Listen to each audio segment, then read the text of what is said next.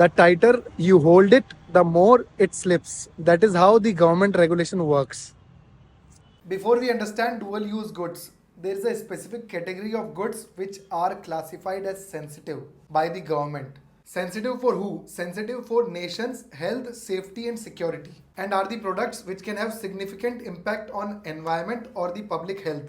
Now these can be as complicated as tanks or as simple as pistols, or they can be as complicated as uranium or plutonium, or as simple as chemicals used for fertilizers, or they can be as simple as the GPS tracking system that the apps used, or as simple as the drones.